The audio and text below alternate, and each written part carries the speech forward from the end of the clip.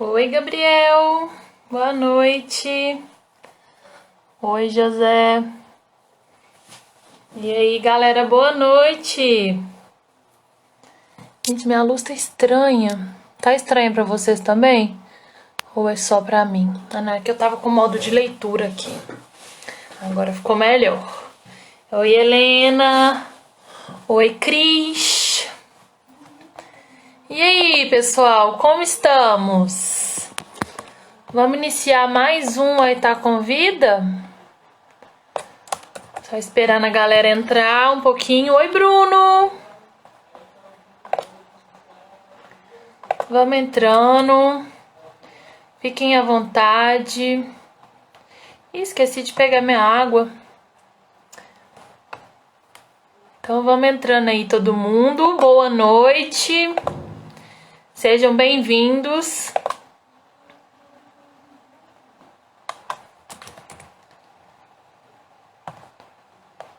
Só um segundinho, pessoal.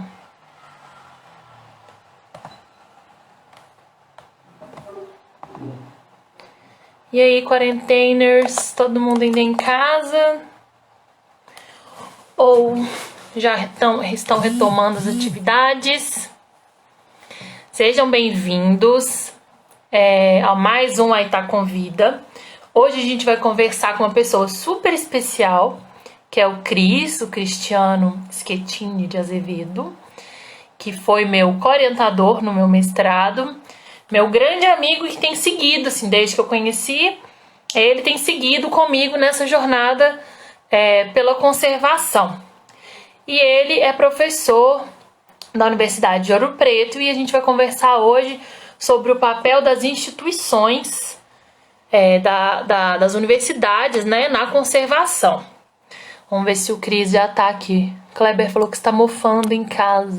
Gente, quem tiver dúvida já vai mandando, porque hoje a gente vai ter que ficar só até as 8, certinho. Que o Cris tem compromisso. Oi, Cateto Pai! Ei, Fernanda, tudo bem? Tudo bem? Tudo bem. Tô com uma luz na cara aqui, né? Deixa eu tirar um pouco dessa luz, melhorou.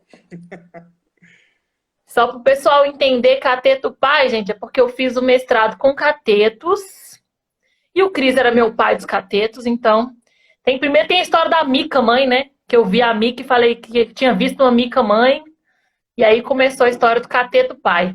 E aí, Cris, como você está? Tudo bem? Tudo bem com você? Na verdade, teve a história da Mica Filha também, né? Começou com Mica É, Filha, depois passou para Cateta Filha. para Cateta Filha, porque eu comecei fazendo mestrado com os micos, né? E aí depois, quando a gente mudou para os catetos, tivemos que trocar para Cateto Pai e Cateta Filha. Isso mesmo. Aí E pegou, né? aí, Cris, como é que estão as coisas? Como é que está a universidade toda parada ainda? Sem previsão de volta, com previsão de volta?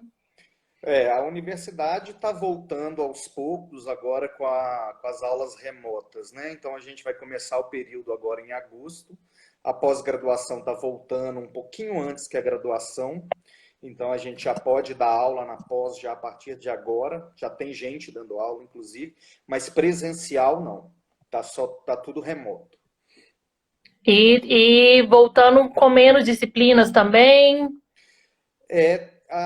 Cada universidade está fazendo de uma forma, né? Então a UFOP ela está voltando com o menor número de disciplinas.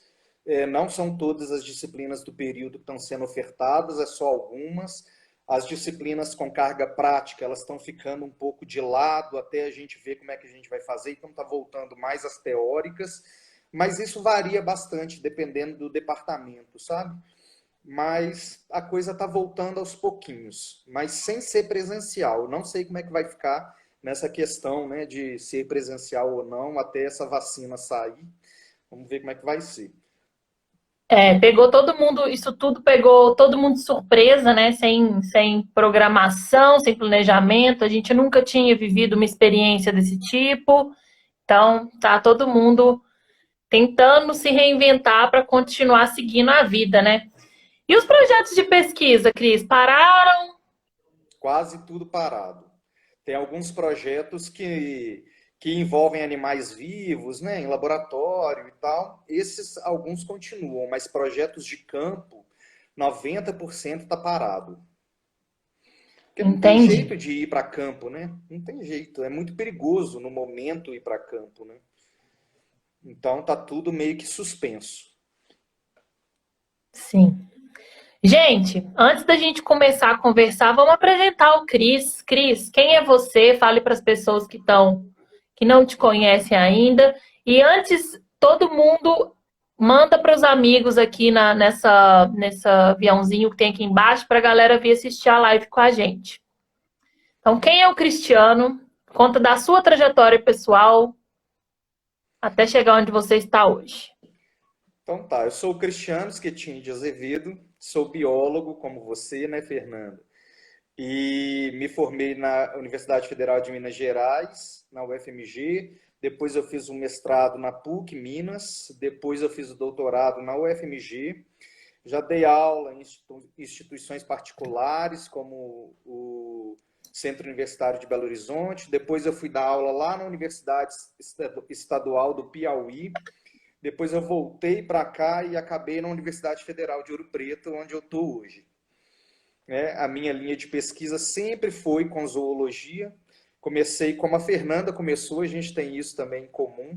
Comecei com as aranhas na UFMG, depois passei para as aves, quando comecei um estágio no zoológico em Belo Horizonte. E aí no mestrado, quando eu estava no zoológico e aí engatei o mestrado, aí sim eu comecei essa linha mais voltada para a conservação das espécies, utilizando o comportamento como uma ferramenta para a conservação. E é o que eu estou fazendo até hoje, dentro de várias outras coisas, né? Porque quando a gente chega na universidade, aí a gente começa a trabalhar com um monte de coisas diferentes, né? Um monte de bichos. Então, eu trabalho com peixe, anfíbio, réptil, todos os bichos que você imaginar. Mas sempre com comportamento, né? Sempre com comportamento. Tem alguns estudos que são puramente de ecologia, né? Que é a minha área de formação. Aham. Mas 90% deles estão com comportamento ali, que é a minha paixão, né? É o que eu gosto de trabalhar. Então, quase tudo tem comportamento, mas alguns não tem, não, são só ecologia. E as pessoas, Cris, têm uma dificuldade também de entender a importância do comportamento na conservação, né? E Exato. hoje em dia, cada vez mais, o comportamento está sendo usado como uma ferramenta importantíssima para a conservação, tanto nas pesquisas em cativeiro, quanto os animais soltos, e para a reintrodução também, que é o que a gente tem trabalhado muito no Aitá, né? Uhum. Usado as metodologias de comportamento, as técnicas dos estudos de comportamento para reabilitar os animais e para verificar se essa reabilitação está sendo efetiva ou se não está sendo efetiva. O engraçado, você tocou num assunto legal, que é o seguinte: hoje, quando a gente fala assim num projeto de conservação, é quase inimaginável você não considerar o comportamento. Mas, Uhum. gente, na década de 90 do século passado, 1990, 95, ainda não se falava em comportamento nos projetos de conservação, ou se falava muito pouco. Se você pega na bibliografia, na literatura, você vai olhar lá que por volta de 1995, 90 e poucos, começou a sair um monte de artigo das pessoas falando que o comportamento tinha que ser implementado nos projetos de Implementado. conservação, né? Então tem muitos artigos falando, contando essa história, que antes ninguém ligava para o comportamento. Hoje não dá para imaginar um projeto sem o componente do comportamento, né? E a gente tem focado muito nisso mesmo, porque a gente viu, a gente vê, experimenta diariamente, que é realmente muito importante para a reabilitação dos animais. Se você não estuda o comportamento da espécie, se você não sabe qual comportamento aquela espécie tem, é impossível reabilitar a espécie. É impossível. Impossível. Impossível. Desde a construção do viveiro, do que você vai colocar no viveiro, o que você vai oferecer como alimento, como enriquecimento para aquela espécie. Qual o comportamento que ela vai exercer em resposta àquilo que você está oferecendo? Que é um comportamento que é positivo, um comportamento que é de estresse. Então não tem como, né? Só vou Então, pegar minha tomada aqui, peraí. pode ir lá, pode pegar. Não, Oi, Caio. tô aqui, era só porque tô com medo dessa bateria acabar, gente, no meio aqui. Mas vai, Já vai. deixa ela aí. Já vou deixar aqui. que lá no CETAS mesmo, a gente tem dentro das nossas atividades, né? Da nossa. A gente faz um. Como é que é o nome, gente? Esqueci o nome aí. A gente vai fazendo um rodízio de atividades, né? Então, cada dia tem um grupo numa atividade, específico por uma atividade. E tem as atividades de enriquecimento e de análise comportamental, de parar e olhar os viveiros, de olhar os bichos, que é diária. E aí, quando os meninos esquecem, ou quando eles, tava muito cheio, teve muito bicho, que eles não fazem, eu sou a primeira a puxar a orelha. Mas quando tá muito cheio, vocês deixam de fazer uma avaliação clínica no bicho? Vocês deixam de dar comida pro bicho? Então, isso é uma atividade como qualquer outra. Vocês têm que colocar elas, colocar na cabeça de vocês que é uma atividade super importante, né? E que precisa ser desenvolvida, porque só desse jeito que a gente consegue ver se o nosso trabalho está sendo efetivo ou se ele não está sendo efetivo, utilizando o comportamento. Exatamente, né? Os meninos que estão aí assistindo, que trabalham lá no CETAS, têm isso bem claro na cabeça, né? Como que o comportamento, às vezes, traz uma resposta para a gente que antes a gente achava. Por exemplo, vocês estão me vendo? Ah, tá. Por exemplo, não, é porque apareceu uma mensagem no celular aqui. Aí você está lá colocando o enriquecimento para os papagaios lá no CETAS, por exemplo, né? Aí você fala, os bichos gostaram do enriquecimento ambiental demais, então vamos usar sempre esse item. Mas se você não tiver coletado os dados comportamentais, você não consegue provar de que realmente aquele enriquecimento ambiental foi efetivo, né? Às vezes o bicho mexe lá no enriquecimento 2 minutos e para, o comportamento dele continua da mesma forma que sem o enriquecimento, mas você fica na cabeça de que a coisa foi ótima. Sem os dados, você não Porque ele fala de mexeu ali na hora, né? exato. Então, assim, o comportamento dá isso pra gente. Ele consegue fazer com que a gente veja de fato as coisas que a gente está fazendo, né?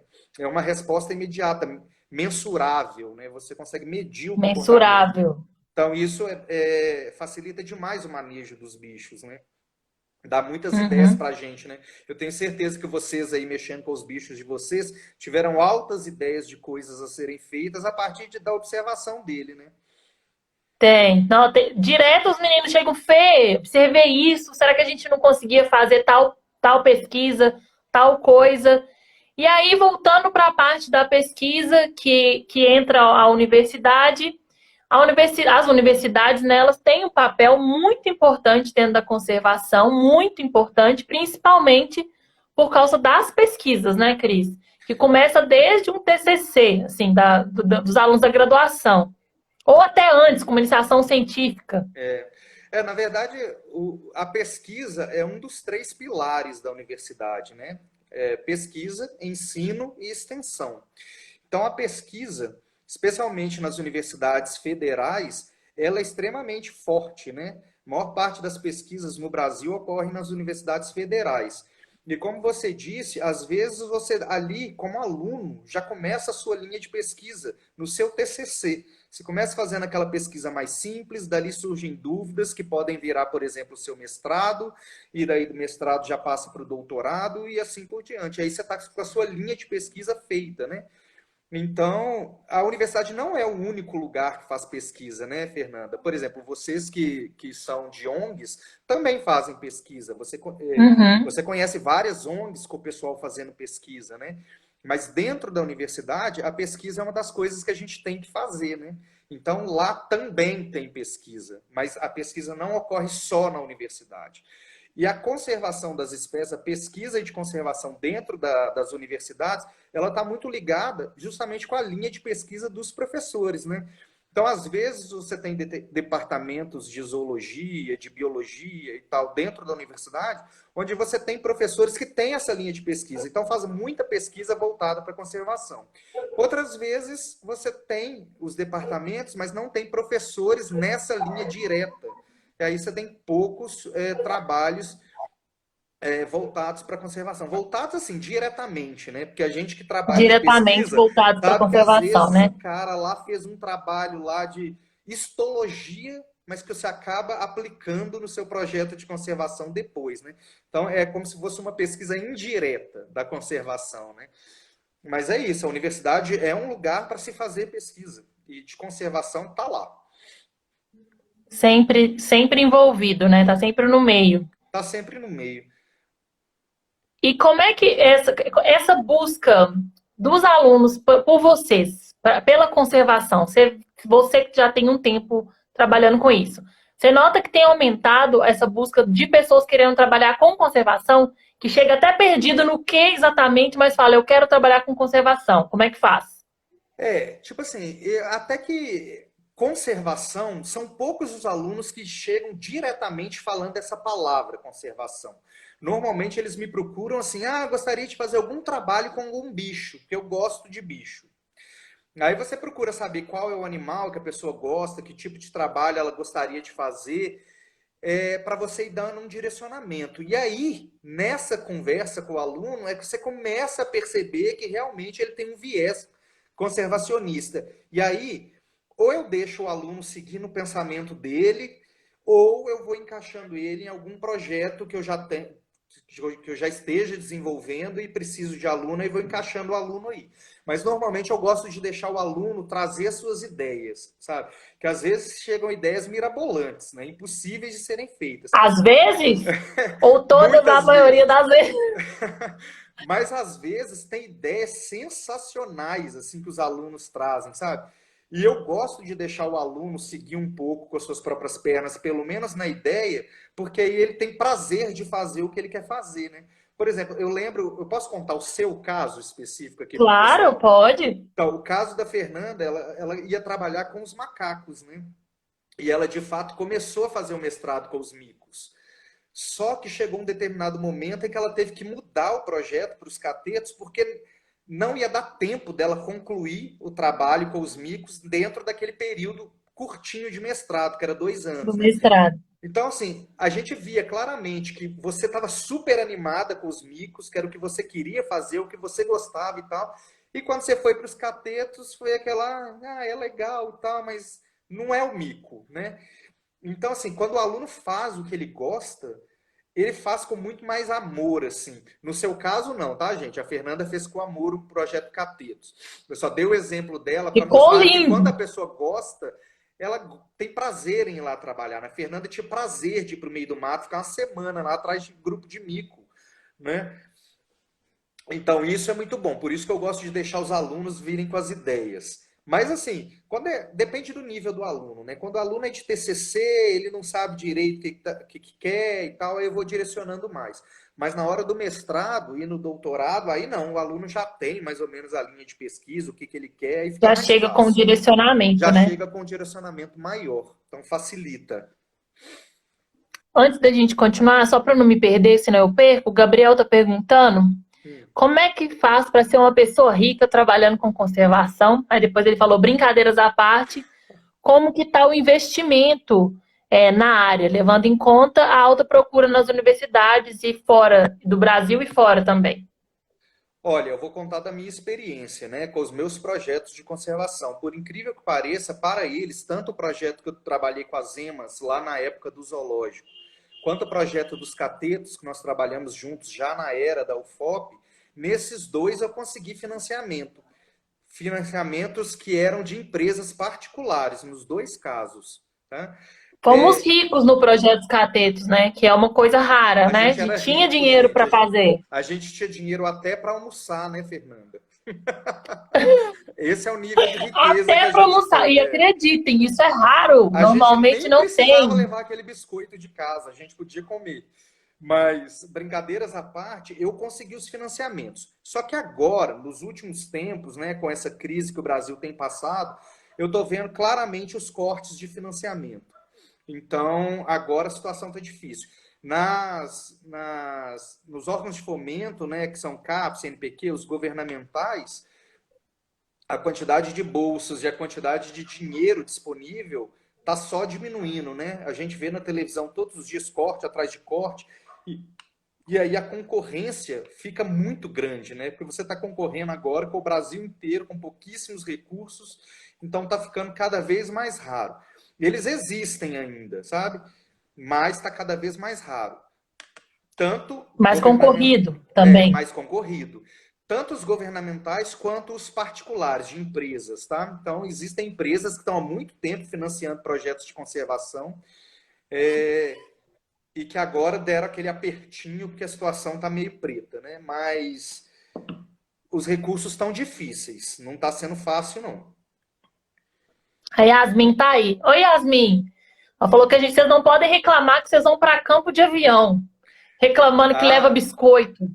não. Não, não, mas chefita é Yasmin. Eu estava falando com o projeto dos catetos, porque o projeto que a gente tem com ela da CEMIG, que é de conservação de ambiente, né, restauração ambiental, esse aí a gente está rico. Esses vocês estão ricos Esse a gente mesmo. vai para campo de avião, tá? Você tá falando aí da dificuldade dos recursos, né?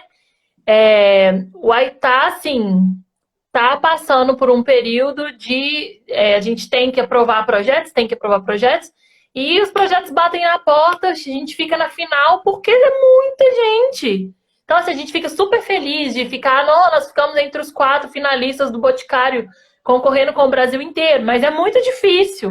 E escrever projeto, gente, para esses editais, a gente está escrevendo um agora, é muito trabalhoso mesmo, Cada edital tem né? sua particularidade, né? Então, assim, não dá para você escrever um Cada projeto e só copiar e e coisar em todos colocando. os editais. Cada edital tem uma Não, coisa diferente. E, assim, eu tenho certeza que vocês demandam muito tempo do Aitar para preenchimento de editais, para conseguir financiamento, não é? Não é uma coisa simples. A gente, quando precisa do financiamento, a gente tem muito trabalho em cima. Eu lembro quando a gente estava pedindo o financiamento para a soltura das emas lá no zoológico, que eu estava falando que a gente conseguiu, inclusive a gente conseguiu, foi da CEMIG. É, a gente passou meses preenchendo planilhas, fazendo um monte de coisas, conferindo somatórios, porque a gente tem que colocar as coisas que a gente precisa, né? De material, bolsa e tal. Aí tem aquela somatória gigantesca de valores que a gente tem que fazer. Então, assim, você tem que se debruçar sobre o negócio para fazer ele direito. Porque se você mandar um projeto meia boca, você não vai ganhar, não adianta. você não vai entrar. Não vai entrar. Eles esperam assim, imagina que são centenas de projetos sendo submetidos. Eles esperam, a primeira coisa que eles procuram na qualidade do seu projeto é o erro, porque o seu Exatamente. erro vai te eliminar e já Primeira vai dar coisa, menos né? trabalho para ele corrigir. O que falta, o que pede o edital que você esqueceu de mandar. Então já é desclassificado ali, né? Se tiver esquecido de mandar. Então, assim, é muito trabalhoso mexer com editais, né? Então, quando a gente ganha, a gente fica feliz demais, né? Porque o trabalho deu certo. Uhum. Tem alguma vantagem em relação a isso quando você está dentro de uma universidade, assim, de aprovar projetos, de conseguir um recurso, é mais fácil? Olha, Como é que funciona esse financiamento de um modo geral para as pesquisas na universidade? olha, a universidade certamente ela tem um peso, né? Porque vários editais até pedem que o coordenador do projeto esteja vinculado a uma universidade. Então, ela tem um peso, né? Por exemplo, se eu vou concorrer como Cristiano no edital e vou concorrer, por exemplo, com a professora Yasmine da UFOP, ela já está na frente por ser a professora da universidade e tal. Então, ela tem um peso, mas eu vou te falar, eu não tenho conhecimento, eu nunca ouvi ninguém dizer que tenha ganhado o edital desses editais que a gente participa nas universidades, que fosse fora de universidade, sabe? Deixa eu explicar melhor. Por exemplo, eu sei que o Aitá, como ONG, ganha vários editais, já ganhou vários editais, a gente, como universidade, já ganhou vários editais, mas pessoa física ganhar edital eu acho mais difícil. Mas ocorre, né? Por É, exemplo, não edital, mas verbas no geral, né? É mais fácil uma pessoa física ganhar uma verba de uma empresa particular do que do que um do edital. governo. Normalmente Do nem governo. pode, né? Nem pode, é. Então, assim, o peso está aí, né? Você tem que estar vinculado à universidade para poder participar da concorrência, né? Uhum. Mas em relação se eu ganho mais do que vocês porque eu tô na UFOP, não, eu não vejo dessa maneira, não. O que eu vejo também, Cris, é que mesmo mudando de editais para o papel da universidade mesmo, assim, é que mesmo as instituições que não são totalmente associadas às universidades, como é o caso do Aitá, é importante e muito necessário para a gente conseguir executar nossos trabalhos, fazer parcerias com universidades. Então, eu não sei se o pessoal tem essa ciência, mas assim, o Aitá é super parceiro das universidades. A gente é parceiro do FMG, a gente é parceiro da UFOP, a gente é parceiro da Universidade de Viçosa, de outras da Universidade de Lavras. Então, dependendo do projeto, a gente já busca uma parceria, porque dentro das universidades, realizar pesquisas é mais fácil do que numa instituição, justamente pelas estruturas que você já tem, né? Pela expertise. Quando a gente coloca assim, ó, nós vamos trabalhar fazer um projeto de comportamento, aí você coloca o nomezinho do Cris lá, associado ao projeto, já ganha um peso muito maior, né, Cris? Tem muito dessas parcerias mesmo, assim, várias instituições têm parcerias com as universidades, outros órgãos também? Tem sim. Da mesma forma que vocês gostam de fazer parceria com as universidades gostam de fazer parceria entre si, com universidades nacionais e internacionais e também com outras instituições. Por exemplo, nós dois somos parceiros hoje em dia. Então, eu tenho uma parceria da UFOP com o Aitá via nós dois, por exemplo, né, que estamos desenvolvendo coisas juntos. Então, para a gente também é importante. É interessante isso. Eu vi que a Yasmine falou, realmente pessoa física não consegue dinheiro, mesmo quando for empresa particular, normalmente a empresa particular não deposita o dinheiro na sua conta, tem que ter um CNPJ para ela, né? Porque senão fica fácil você passar a mão. Nos nossos editais mesmo, quase, eu nunca vi. Eu acho que uma vez eu vi. A gente viu um edital que podia ser pessoa física, que nós achamos, inclusive, bastante estranho. Mas aí, essas parcerias, elas são importantes. A universidade tem a infraestrutura, que você falou, tem um pouco da expertise, que você falou, e tem uma coisa também que é muito importante, que é mão de obra. Mão de obra. Às vezes, a ONG não tem pessoas suficientes para desenvolver o projeto, e ela busca parceria com a universidade, que a gente também entra com os alunos participando dos projetos, né? Então, isso facilita bastante a nossa vida, né? Então, dos dois lados, né? Dos dois lados. Por isso que... E assim, quando a gente é avaliado também, os programas de pós-graduação são avaliados, tem um item lá que são as parcerias que a gente tem com outras universidades, com outras instituições. Então, para a gente isso é importante também. Sem contar, né, Fernanda, que às vezes a gente está lá no nosso mundinho pensando assim, né? De repente, você faz uma parceria com uma pessoa de fora que tem uma visão um pouco diferente de você, e essa pessoa muda o rumo do projeto de uma maneira sensacional, né? Então, as parcerias são bons por causa disso. Várias cabeças pensando sobre o mesmo tema, que podem unir as suas forças, né, para um projeto ser bem interessante, ser melhor do que se fosse só pensado sozinho. Então, isso é bom.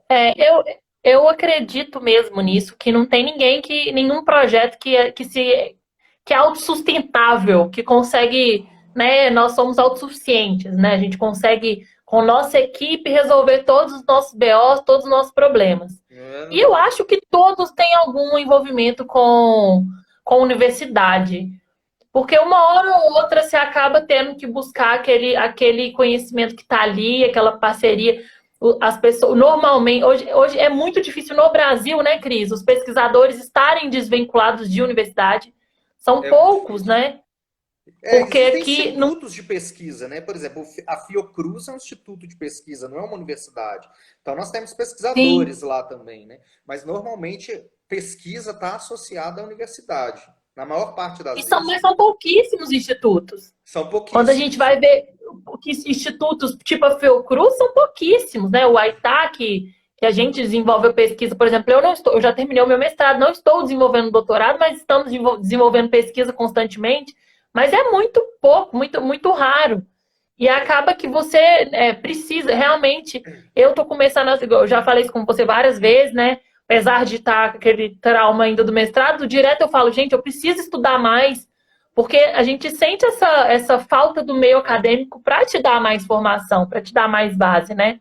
No seu caso específico, a gente está com o seu doutorado em formação, né? Ele está naquele embrião onde nós Estamos. estamos pensando no melhor projeto para você desenvolver diretamente com o Aitá, com os seus projetos de conservação.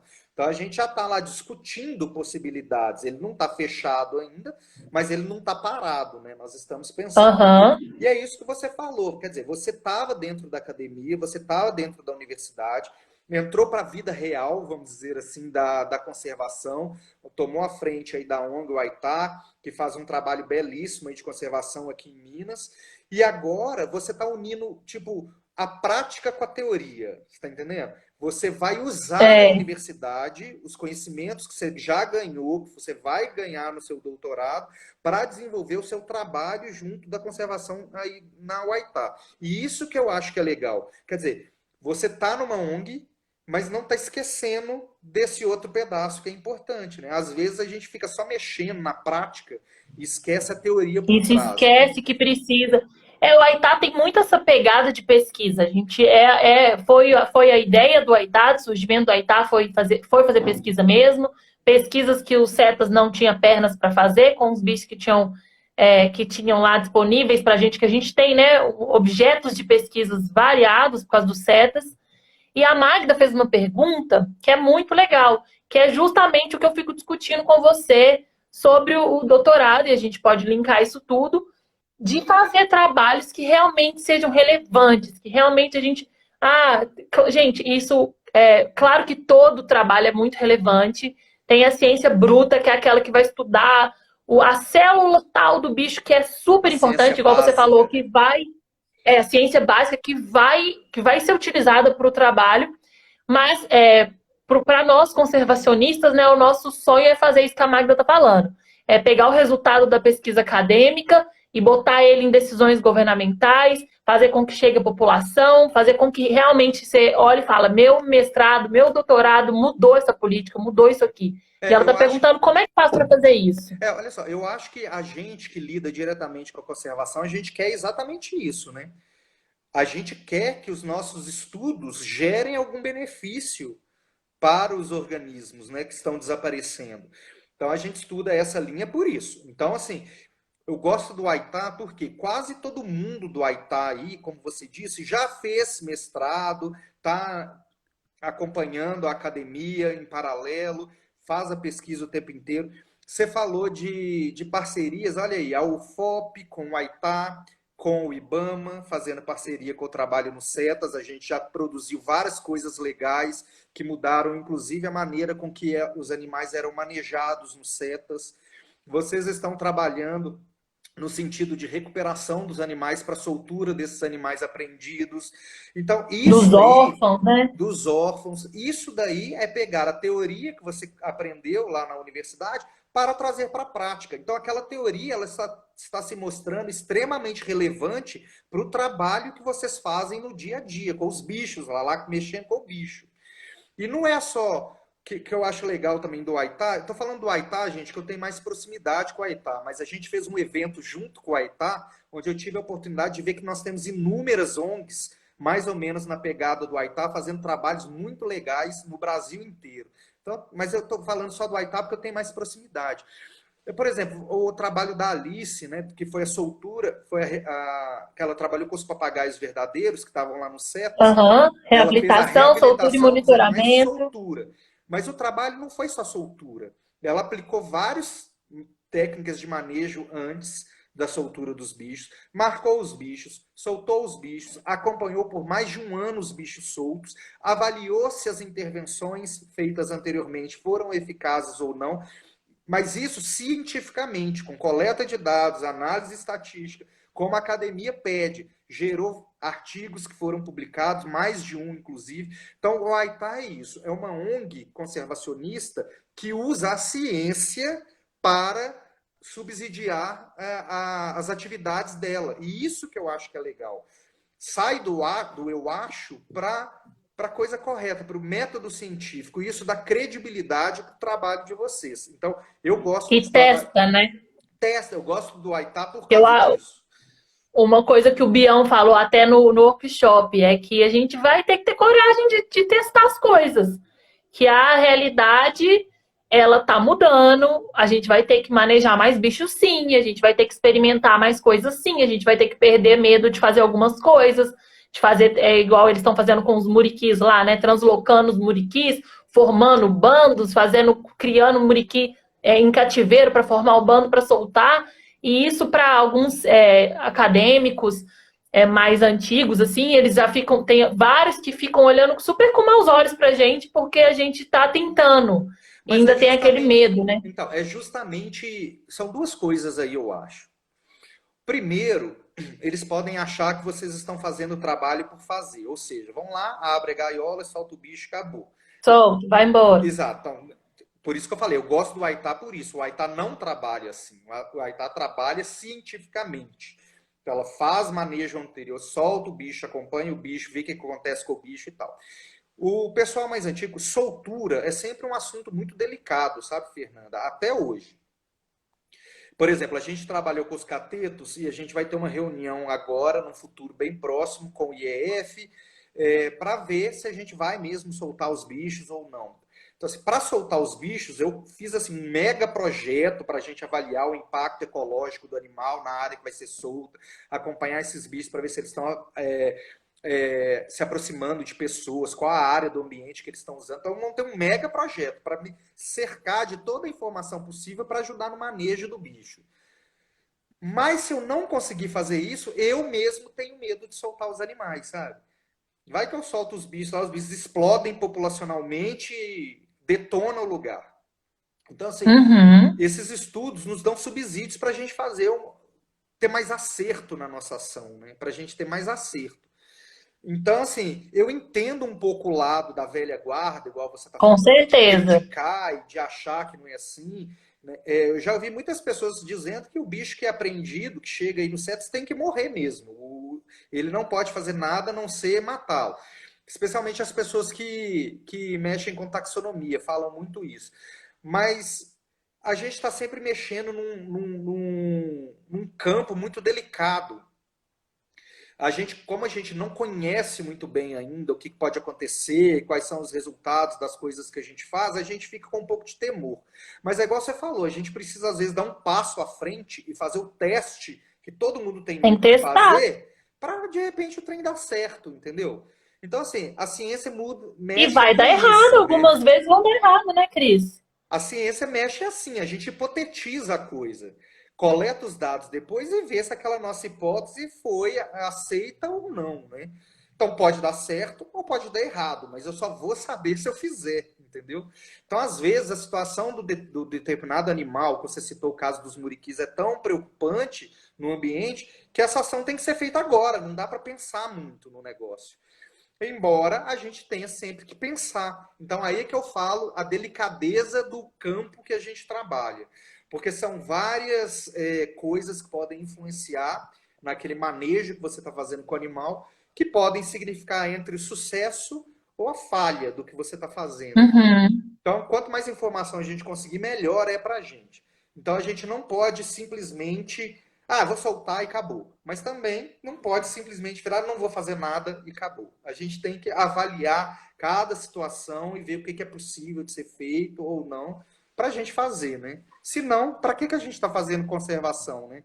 Para não fazer Exatamente. nada? Até porque, como eu disse, as coisas estão infelizmente mudando e a gente vai ter que mudar técnicas e maneiras de se fazer conservação de agora em diante, né? A Yasmin tá falando que existem muitos programas. O que é isso? De Com êxito. reintrodução. De reintrodução de animais. Tem, Existem. tem muitos, ó. Existem. E a gente tem se baseado muito nesses programas, né? A gente tem tentado. O workshop, Yasmin, você não participou, mas ele foi. A gente fez um workshop ano passado, que foi de reabilitação, soltura e monitoramento dos animais silvestres. Então, ele foi basicamente. A gente convidou mais de 16 instituições, umas 20 instituições, né, Cris? Foi Do gente pra Brasil caramba inteiro, do Brasil inteiro que trabalha justamente com isso, soltando, reabilitando o bicho, soltando, monitorando e vendo o que dava certo e o que dava errado. E uma coisa muito legal do workshop que a gente fez foi aquele espaço de discussão, em que a gente botou instituições, inclusive, que trabalham com a mesma coisa, que é uma coisa que nunca acontece, porque normalmente vai ter um congresso. Então, tem o fulaninho que trabalha com o primata, já corta o primata da lista, porque já tem um representante dos primatas, aí coloca um representante dos répteis, e coloca um representante de comportamento geral e tal. E a gente colocou assim, todo mundo que trabalha com isso vem para cá. E aí a mesa redonda do congresso foi aquela mesa enorme, com umas 15 pessoas, e a galera literalmente quase chorando, pelo amor de Deus, a minha anta machuca quando eu coloco o colar, o que que você faz com a sua? Então foi uma experiência muito, muito, muito maravilhosa. Não, foi sensacional esse negócio. A Yasmine está falando aí do projeto do Mico-Leão Preto, né? Eu vou dar dois exemplos aqui, além desse, que todo mundo conhece. O Mico-Leão Dourado é um dos projetos de conservação de Aham. reintrodução de animais mais bem sucedido do planeta e ocorreu aqui no Brasil, né? E lá do workshop, eu tive conhecimento lá na época da atividade, o pessoal do On Safari, né, mostrando lá a reabilitação e a soltura das onças, que foi super legal o monitoramento que eles fazem, os bichos já estão reproduzindo, os bichos que foram soltos e tal, como é que As eles onças já são fizeram, vós. como é que eles fizeram, né, os treinamentos de alimentação para os animais. Então foi sensacional. Aquele workshop que foi feito, quando acabou o workshop, eu virei para a Fernanda, né? Falei, você vai ter que fazer isso todo ano, Fernanda. Esse evento, E as lágrimas desceram de esse emoção. evento tem que acontecer anualmente, porque é uma troca de experiências muito legal para todo mundo que trabalha com isso. As mesas redondas foram interessantes para ver a experiência de cada um, que podem dar ideias de, ó, eu fiz isso, deu certo, tenta lá no seu projeto, coisa que só quando você conversa com o pesquisador lá mesmo é que você conhece essas coisas. Então foi sensacional aquele lugar, aquele evento que foi feito, foi aquele evento em que a gente se sentiu dentro da casinha, né? Porque tinha centenas de pessoas que faziam a mesma coisa que a gente, falando dos seus projetos, que foram super legais. Então, assim, foi sensacional aquilo lá mesmo. Então, os projetos de reintrodução tem vários, né? No planeta inteiro tem projetos de reintrodução. Eu acabei de publicar um trabalho, inclusive, falando sobre isso, sobre as coisas que influenciam o sucesso dos trabalhos de reintrodução, e a gente viu que tem reintrodução no mundo inteiro, com todos os grupos animais, praticamente, de vertebrados, né? De invertebrados tem alguns, mas de vertebrados tem. E é isso, os projetos dão certo porque tem muito esforço e muito conhecimento por trás ali do negócio, né? É, falando em projeto que dá certo, isso é uma coisa que você sempre fala. O projeto só dá certo se a escrita dele, se o planejamento dele for muito bem feito, né, Cris? E isso as universidades que dão essa base boa para escrever. Igual você falou, se o Aitá consegue aprovar projeto hoje, é porque a gente teve uma base boa de escrita de projetos dentro das universidades, porque quem está na frente já tem o mestrado, então, querendo ou não, a gente já tem essa visão de escrever um projeto, de pegar, de conseguir pensar na sua pergunta. E é muito importante também juntar a universidade com as instituições, quando elas estão fazendo pesquisa, para conseguir estabelecer juntas resultados que sejam resultados válidos cientificamente, né, Cris? É muito importante isso. E Então, por exemplo, o projeto da Alice, que foi o Voar com os Papagaios, gerou o mestrado da Alice, 2 publicações internacionais e um trabalho magnífico para o Itá. Então, é legal quando a gente junta essas coisas, né? tipo assim, o treinamento que você recebe na universidade, parte A dele é Estelinha. justamente a escrita, né? Então lá você chega e começa a aprender a escrita, às vezes a duras penas, né, Fernanda? A escrita é realmente muito importante. Ela tem que ser clara o suficiente para convencer a pessoa que está lendo que seu projeto é relevante, né? Às vezes a gente tem sucesso, às vezes a gente não tem sucesso, né? Mas isso é um treinamento. Nós mesmos que estamos lá na universidade, até hoje, nossos projetos, às vezes a gente toma pausa, a gente não toma, às vezes as críticas são enormes sobre o projeto. Então, é sempre uma aprendizagem que a gente tem o tempo inteiro. Mas, qual que é o diferencial que eu sempre falo para que um projeto seja bem escrito? Leitura. Não dá, ninguém vai conseguir montar um projeto de conservação ou de qualquer outra área se não tiver leitura sobre o tema que quer estudar. E leitura não é aquele negócio, li um capítulo de livro, li duas coisas na internet e um artigo e pronto. Não, é muita leitura em cima, muita leitura. Aí você consegue escrever bem. É por isso que quanto mais tempo a gente está na universidade, melhores vão ficando os nossos projetos, porque a gente vai acumulando tudo que a gente leu, né? Uhum. Só que o bom de ser professor e de orientar os alunos, Fernanda, nesses projetos de conservação, porque a gente aprende demais, sabe? Às vezes o aluno, ele acha que só ele que está aprendendo, mas não é não, a gente está aprendendo também. Porque às vezes as ideias são tão legais, o grupo de animal, a gente não trabalhou, por exemplo, nos catetos, né? Vamos falar de novo dos catetos, nós dois aprendemos sobre catetos juntos. Eu nunca tinha Juntos, trabalhado com né? cateto antes na minha vida. Eu lembro até hoje das nossas reuniões, da gente ver quem tinha conseguido o artigo tal, porque a gente precisava ler aquele artigo e ninguém conseguia pegar o artigo. Você lembra disso? Então a gente foi criando aquele conhecimento do projeto, dos animais, juntos. Então isso é legal. Hoje eu já sei muito de cateto baseado em toda a nossa experiência, nossa leitura. Né? Então, gente, se tem uma coisa que tem que ficar de lição para projetos é ler, ler e ler. Sem ler não adianta. O projeto não vai Independente se ser o bonito. projeto é do mestrado, se o projeto é da instituição, se o projeto é o TCC, porque Exatamente. eu falo também isso com os meninos, que a gente está sempre escrevendo projetos no Aitá, né? Inclusive, durante a quarentena, essa é a atividade macro que a gente está tendo. A gente pegou todos os nossos projetos, todas as ideias que a gente já tem, ou que a gente quer desenvolver, e falamos, então vamos começar a escrever, mas vocês que vão escrever. E aí tem projeto que a gente tem escrito e não passamos para eles e falamos, vamos lá, eu quero vocês pensando, para vocês conseguirem pensar com a gente, para chegar nas conclusões com a gente, para chegar nas perguntas com a gente e a gente conseguir fazer isso junto. E tem o grupo dos bicudos, que é o que está mais em alta, porque é o que a gente está trabalhando agora, que as meninas estão passando perrengue para escrever projeto e estão vendo o que é isso. O É, que é e, ter que buscar informação, ler, né? e tem uma outra experiência nossa recente também, né? Que é com a Dani, com o projeto Abraço Tamanduá, né? Então, o Aham. projeto do Abraço Tamanduá está na parte de escrita, análise de dados e tal. Então, como eu falei, o Aitá não foi lá e só soltou o Tamanduá. Fez toda uma coleta de dados que agora está em análise, vai ser a monografia de conclusão de curso de uma aluna que passou aí pelo Aitá. Nós estamos agora, ela está na fase de escrita dos resultados e discussão, e se a Dani estiver vendo, não sei, ela vai poder confirmar. Realmente, o processo de escrita é um processo árduo, né? Ele não é fácil. A gente escreve uma primeira versão, volta, vai, até chegar na versão final, são várias idas e vindas, né? Então, é um processo trabalhoso mesmo, mas é muito gratificante.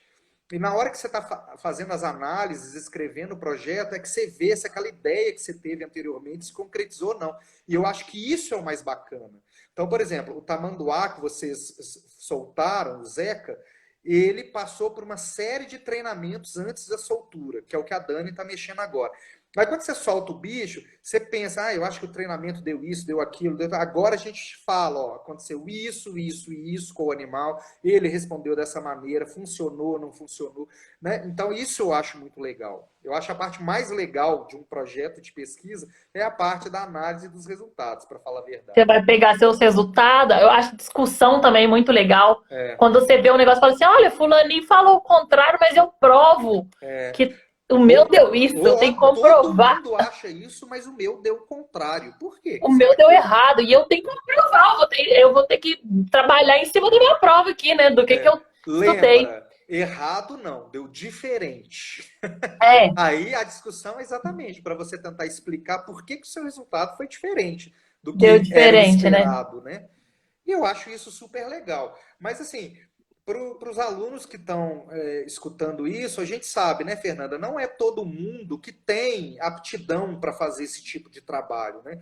Às vezes a pessoa ela tem mais aptidão para ir para o campo, lá no trabalho braçal, ir para o meio do mato, capturar o bicho e tal. E a parte de escrita e análise pode ficar, por exemplo, com outros membros da equipe, né? Ou aí entra a parceria com a universidade ajuda nisso, Aham. entendeu? Então, assim, sempre para as pessoas não se frustrarem, sabe? Existem pessoas que têm mais facilidade na análise e na escrita, e existem pessoas que têm mais facilidade com a parte prática mesmo lá. Com a parte Mão na prática, com o massa. campo. Exato. E existem pessoas que têm facilidade nas duas coisas. Então, isso é normal, tá, gente? Se você sente muita dificuldade em escrever, isso é normal, tá? E além disso, as pessoas que têm muita dificuldade de escrever, que estão começando a escrever, saiba que é mais normal ainda, que é difícil mesmo, que quando a gente está fazendo mestrado, doutorado, TCC, tem dias que você passa uma semana olhando para aquela setinha na página branca do Word, fazendo assim na sua cara e não sai nada, e aí de repente você consegue escrever um monte de coisa e trava de novo. É É. normal. Só respondendo a Yasmin, Yasmin perguntou cadê o Zeca, se a gente achou ele. Yasmin, a gente soltou o Zeca com todos os aparatos. O menino foi para a vida como mochila super equipada nas costas, dois aparelhos tecnológicos diferentes, um GPS, um VHF. E o GPS parou de funcionar assim que ele deu o primeiro passo para a vida livre. E o VHF continuou funcionando, a antena. Só que depois de uma semana de monitoramento, ele tirou o coletinho, porque é muito difícil colocar colete em tamanduá-mirim. Se vocês tiverem ideia de como fazer isso, a gente está aí nessa busca.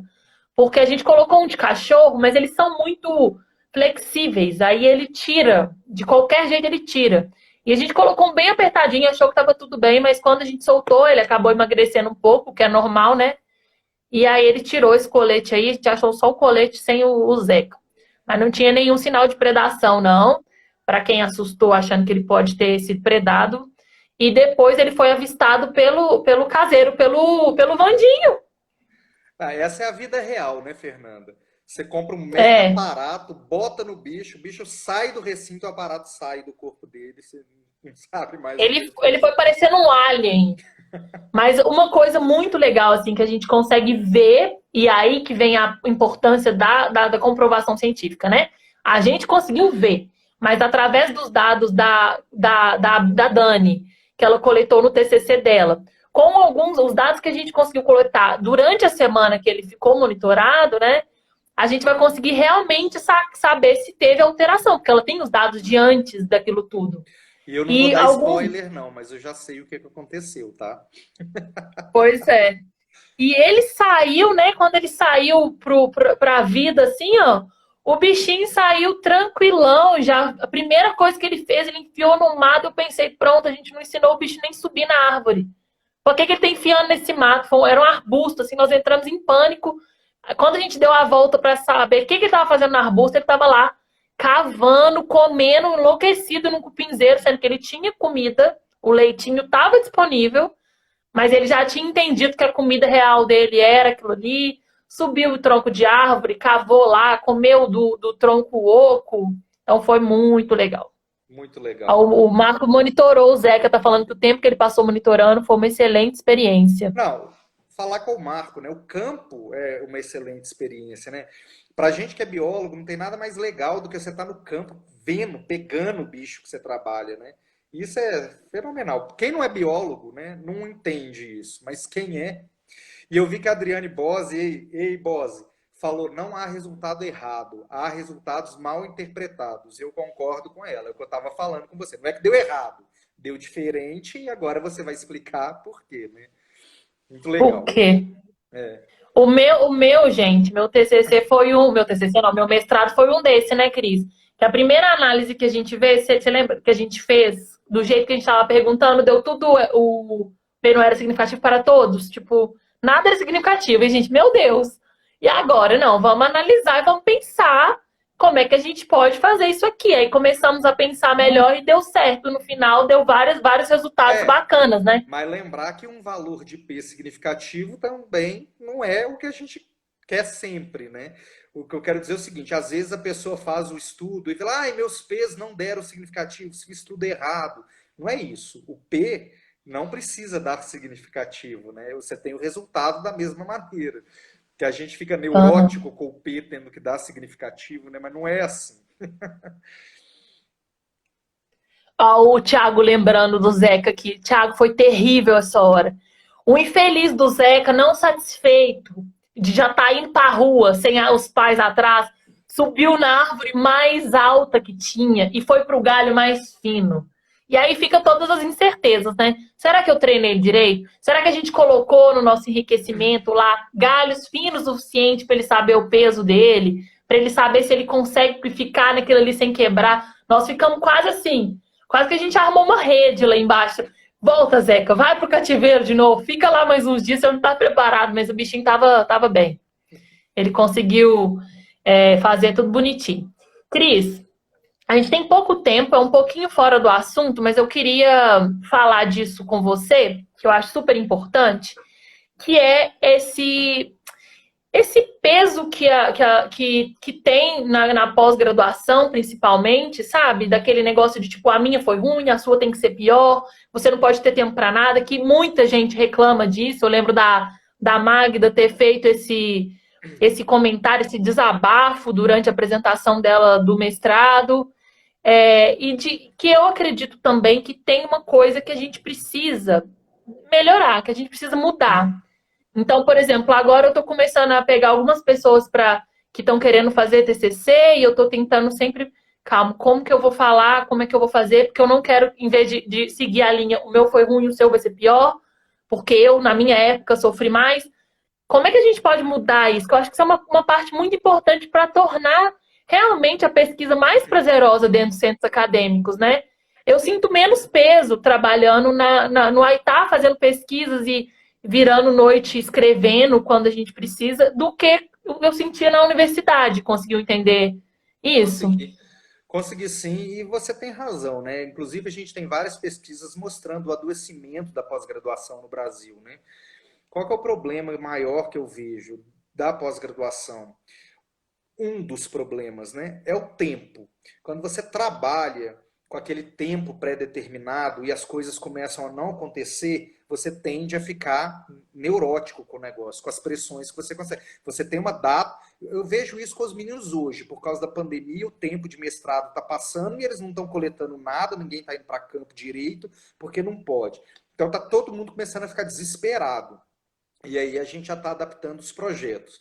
Mas esse prazo é um fator extremamente estressante, né?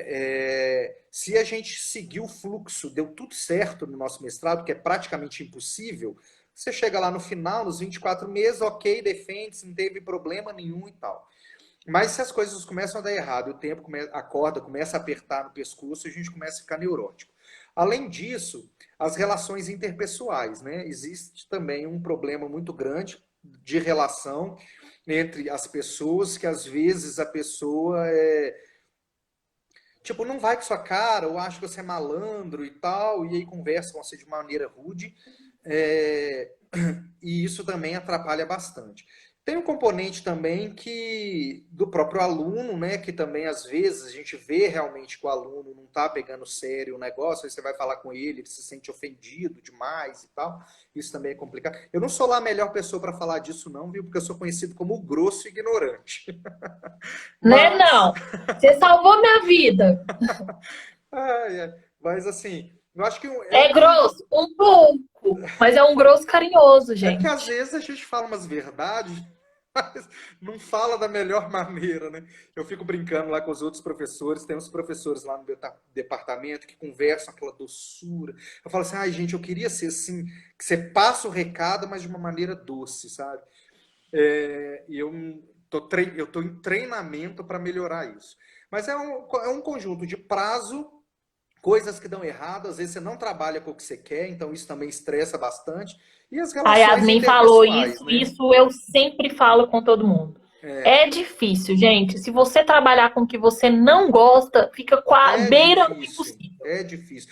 E assim, por incrível que pareça, quase sempre a gente muda o nosso projeto durante o mestrado, né? Quase nunca a gente faz a ideia que a gente teve. Uhum. Então isso é muito comum. Mas na verdade a gente precisa ter um pouco de jogo de cintura, sabe? Você sabe que assim, é estressante? É, mas tem prazo para acabar, sabe? Então assim, Uhum. eu fico brincando também que se às vezes você está levando o seu mestrado e nada você não está estressada com nada, tem alguma coisa errada, sabe? Porque sempre vai ter um estresse. Isso não é justificativa, mas é o normal. Agora, você pode tornar o mestrado o mais tranquilo possível, né? Que é com essas coisas que eu te falei, olhando o prazo, tentando se relacionar bem com as pessoas. Cris, Oi. peraí, vai cair a live, eu sei que você tem que sair, mas eu volto só pra gente Não, despedir. mas eu volto, dá para ficar uns 20 minutinhos ainda. Tá bom, então. Então vai. Vou encerrar aqui e já volto, tá, Tá bom. galera?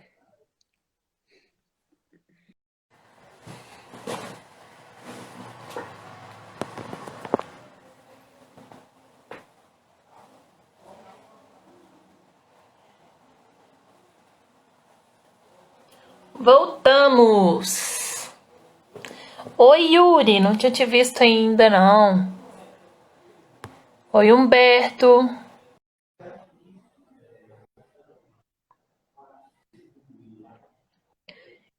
Galera que tá aí na graduação, que ainda tá fazendo estágio com a gente, trabalho voluntário. Oi, Cris. Vai, manda pergunta aí, se vocês quiserem. Vocês sempre ficam pedindo pra conversar com o Cris. Meninas, adoro você, Cris. Ah, é? Depois Coisa boa. daquela aula nossa lá, daquela participação especial nossa para escrita dos projetos, é só amor. Ai, que bom. Contem comigo. Ô, gente, mas assim, eu vou ter só mais uns 20 minutinhos de conversa. Não, Cris, a gente só termina esse assunto Tá. e E encerra assim, para eu você vi não que ficar a correndo. Yasmine deixou uma mensagem aí no final falando assim: fazer mestrado só por fazer nunca dá certo. Eu concordo com ela, gente. Você não faz mestrado só por fazer mesmo, não, sabe? Faz o mestrado, se dedica ao mestrado, que você vai dar certo. Você pensa, tem muita gente que acha ruim o mestrado, mas tem muita gente que ama o mestrado. Então, basta você escolher de que lado você quer ficar. Eu sei que às vezes não depende só de você, mas você tem grande parte nesse processo, né? Então, dá para levar um mestrado bem levado, com boas relações, com uma boa relação com o seu orientador, né? Lembra, o orientador está ali para ser seu amigo e seu orientador. Ele está ali para te ajudar, ele não está ali para te ferrar. Sei que existem exceções, mas são raras. Normalmente o orientador está ali para ajudar o aluno. Então, contem com ele, mas façam a sua parte também. Queiram fazer o mestrado. Escolham bem os orientadores. Escolham bem os orientadores. Olha a Fernanda, né? Fernanda já fez o mestrado e está há um tempo aí planejando o doutorado. Ela não pulou para o doutorado só para ter o doutorado. Ela agora está planejando o doutorado, bem planejado, com o bicho que ela quer estudar, uma coisa relevante para o trabalho dela, para quando ela entrar no doutorado, ela vai ter prazer em fazer aquilo ali. Então, essas coisas são importantes, sabe? E sempre converse, né, gente? Se a coisa também tá ruim, você pode chegar pro seu orientador e conversar com ele, né? Olha, tá bom isso, vamos tentar melhorar e tal. Pode dar certo, pode dar errado. Mas é melhor do que ficar engolindo, sabe? Chega uma hora que você entala e não vai mais pra Entala, frente. é verdade. Né? Muita verdade. Então, gente, alguém quer fazer alguma pergunta? Vamos liberar o Cris. Se alguém quiser, o Isaú tá falando, oi, Isaú, ele vê todas as Oi, lives, Zuzu. gracinha. Oi, Zuzu, tá falando que faz uma grande diferença isso mesmo. A Yasmin falou que se a gente não amar, sem amor, não dá certo, não dá. Concordo. E assim, uma coisa legal que eu posso já. Uma coisa, eu já falei oi com ele. Gente, eu tenho que dar um tchau pra ele. Uma coisa que eu acho legal, né, Cris, que o pessoal chega muito pra gente lá no Itá e pergunta assim, eu quero fazer um projeto com vocês. Aí a gente fala, vamos! Sobre o que você quer fazer? Ah, não sei. Aí, normalmente, não dá muito certo. Porque a pessoa, quando ela já tá perdida de tudo assim, é porque ela nem deu uma lidinha no que tem, em quais áreas que tem. E isso acontece muito também na graduação, né? O aluno chegar meio perdido. E é normal, as pessoas, principalmente as mais novas. Mas eu sugiro que procure, né? Vai procurando as áreas. Uma coisa que o Cris comentou, por exemplo, os projetos de conservação que ele desenvolve nas universidades, na universidade, né? Que tem alguns que são os projetos de gaveta, que vocês chamam, né, Cris? São projetos grandes que vocês trabalham, que tem subprojetinhos ali dentro e que precisam ser executados, mas que falta uma pessoa para tomar frente. E essa é uma boa maneira de uma pessoa que está um pouco perdida, mas gosta daquela área ali, começar? O negócio é o seguinte, a gente tem que entender também que o aluno, quando está na graduação, ou o menino que chega aí querendo fazer estágio com vocês, às vezes ele realmente não tem experiência, ele não tem conhecimento para conseguir escolher alguma coisa ainda. Às vezes ele está indo ali literalmente para aprender com vocês. Aham. Então, também a gente pode usar um artifício de tipo, vem cá, ó, a gente faz essas atividades, está acontecendo isso, isso e esse projeto aqui nesse momento, você tem interesse em alguma coisa, participa aqui de cada um dia para você ver o que é. Então, assim, faz parte do processo, é uma aprendizagem, né? A gente não sabe tudo. Então, por isso que eu sempre quero ouvir o aluno. E quando o aluno não tem ideia nenhuma, aí o meu papel de orientador e de professor é justamente mostrar possibilidades para ele. Então, por exemplo, eu estou conversando com um possível aluno meu no mestrado lá em São João del Rei agora. Nós já estamos numa fase de brainstorm de ideias. Então a gente já teve assim umas 5, 6 ideias de projetos super legais que podem ser desenvolvidos, mas que, esse não dá porque tem que ser na outra cidade. Esse não dá porque tem que ir conversar com as pessoas e está em Covid. Esse não... Então a gente está formatando junto o negócio, entendeu? Então eu acho que é isso, faz parte da aprendizagem. A gente tem que lembrar que o nosso papel de professor é esse, é orientar o aluno. Se ele não tem ideia, então vamos dar possibilidades para ele ver o que ele se encaixa ali, né? Às vezes, Fernanda, o aluno pode passar por todos os projetos que o Aitá está fazendo e simplesmente descobrir que não gosta. Uhum. Olha, antes de eu trabalhar com Exatamente. conservação, eu era de um laboratório de imunologia. A experiência foi sensacional, mas ela foi suficiente para mostrar para mim que não era aquilo que eu queria dentro da biologia. Significa que o meu estágio foi ruim, que eu não aprendi nada? Não, muito pelo contrário. O estágio foi excelente. A pesquisa que eu participei foi maravilhosa. Mas não era a ideia de biólogo que eu tinha para mim. Então serviu para eu ver isso. Às vezes o aluno chega no Aitá achando que o trabalho é de um jeito. Quando ele vê que o trabalho é de outro, ele não gosta. E isso é normal, entendeu? A gente não pode É, obrigar a pessoa a ficar lá. Que o que a ela sendo gente um faz, gancho na sua vida, né? o que a gente faz no Aitá, é quando normalmente a gente aceita desde o terceiro período, né? Então chega gente muito sem experiência de nada ainda, né? E aí tem várias que chegam muito empolgadas e chega já no primeiro dia e fala, olha, eu queria fazer um trabalho, um projeto com o papagaio que eu vi aqui. Aí eu sempre falo assim, fica mais um tempo. Vai fazer mais manejo, vai ver mais bicho, vai entender mais coisa, porque sua cabeça com certeza vai mudar. Aí, normalmente é certo. O que começou falando papagaio, passou um tempo, ele já tá lá apaixonado pelos répteis, já É. tá, tipo, todo no, num outro grupo, já tá vindo com uma ideia completamente diferente de um problema que ele notou. E eu acho muito mais interessante quando eles chegam com as ideias em cima dos problemas que eles notaram lá no manejo. Eu pensei que talvez se a gente fizesse os recintos com isso, seria melhor para esse grupo.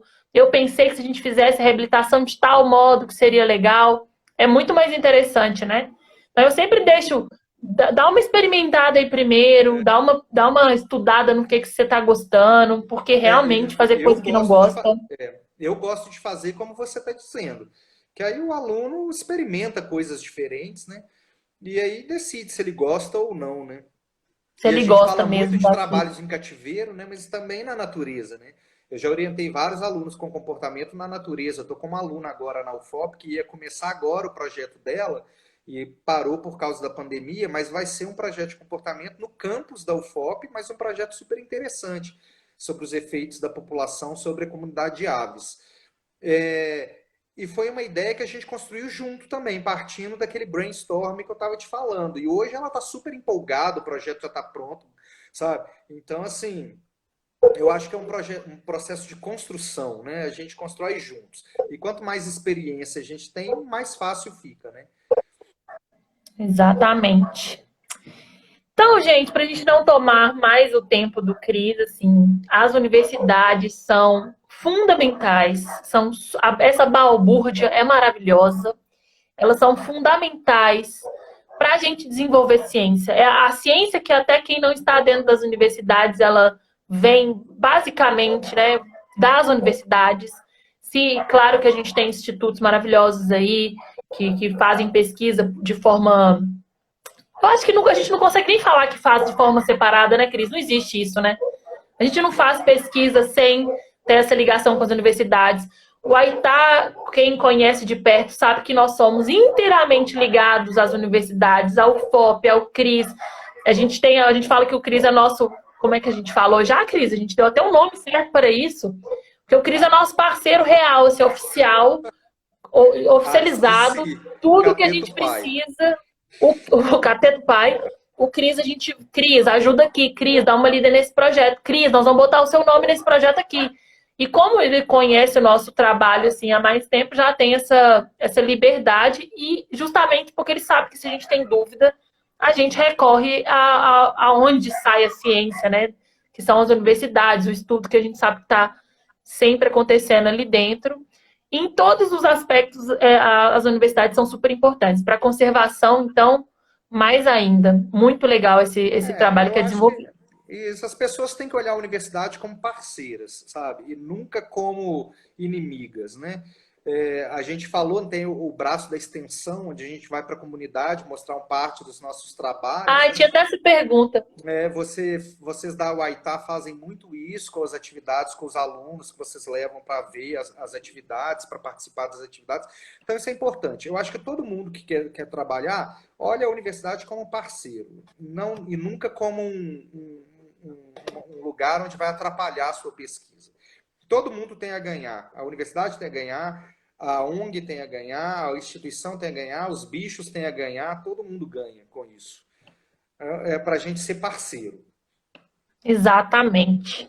E não só das universidades, mais uma vez eu falo isso, a gente tem que fazer parceria com tudo. A gente tem que fazer parceria com a comunidade que você vai trabalhar para você trabalhar a conservação. Você tem que fazer parceria com os órgãos que já trabalham com aquilo ali, com o Zezinho dentro d'água que trabalha ali do lado do lugar que você vai ver o bicho, com o Vandinho, né? Que nosso querido Vando, que foi o que nos ajudou no projeto Catetos. Se não fosse o Vando, e sem exagero nenhum, provavelmente eu estava até machucada e morta aí, porque ele que entrava comigo lá para cuidar de mim enquanto eu botava as vasilhas para os catetos, e ele que contou muita informação importante para a gente, né? Então, Foi um parceria é parceiro tudo, fundamental no nosso projeto. O projeto Catetos fundamental, não teria acontecido se não fosse ele. se não fosse ele. É. Cris, você sabe que eu te amo aqui tudo. Muito obrigada, fiquei super feliz de fazer essa live com você, Cateto Pai. Eu fico muito orgulhosa de mim mesma de estar conversando com você assim, porque, né? Até Filha, parece, né? Fernanda, menos, né? mas o Cris é muito importante mesmo para mim. Muito prazer, a Magda tá falando que é muito prazeroso ouvir o Cris sempre, sempre, sempre, numa conversa de boteco, de ligar para falar, vamos fazer isso, desse tipo de troca. Muito obrigada pela parceria. E as instituições que estão assistindo, a galera que está assistindo, não tenham medo de procurar essas parcerias, de encarar como realmente instituições super necessárias e fundamentais para que a gente continue desenvolvendo a conservação no Brasil e no mundo, né? Pois eu também agradeço, digo mesmo, muito obrigado pelas palavras, Fernanda. Você sabe que a recíproca é verdadeira, né? Você sempre será minha amiga, filha querida. Gosto muito de trabalhar com você, com o Aitá, com todas as meninas que já passaram por mim, a Magda, a Alice, o Vander, todos os meninos, né? O Jefferson, que fala que eu xinguei ele na monografia dele, mas eu não lembro. É mentira dele, viu? Mentira, né? Mas, Uhum. mentira. Mas assim, eu fico muito feliz de poder ter essa parceria, o que eu acho que vale a pena na nossa profissão de professor e biólogo, vamos dizer assim, é justamente as pessoas que passam na nossa vida e somam na nossa vida, e vocês aí todos, né, especialmente você, que fizeram isso comigo, né, sempre me tornaram uma pessoa melhor. Gosto muito de trabalhar com vocês e eu quero que a nossa parceria vai continuar até o dia que Vai, der para a porque a gente gente vai aprovar um fazer. projeto ali agora. Que Exatamente. Então, uns assim, 2 meses essa tá aprovado. parceria é uma das parcerias que eu tenho orgulho do trabalho de você também, ver o que vocês todos, né, da Huaytá se tornaram no sentido da conservação. Então, isso para mim é gratificante demais, é ver que eu pude contribuir um pouquinho para que vocês fossem bem-sucedidos no trabalho de vocês. Então, isso para mim é muito Contribuiu um tanto. foi meu orientador, foi orientador da Alice, foi pitaqueiro nas coisas do Wander, foi pitaqueiro nas coisas da Magda, foi da banca da Magda, foi da banca do Wander. Então, assim, contribuiu realmente para a formação do Aitá e vai continuar contribuindo, porque a gente vai continuar crescendo e crescendo juntos, em parceria sempre. É Então, isso que eu muito, quero. muito obrigada por isso, por essa parceria, por essa conversa hoje.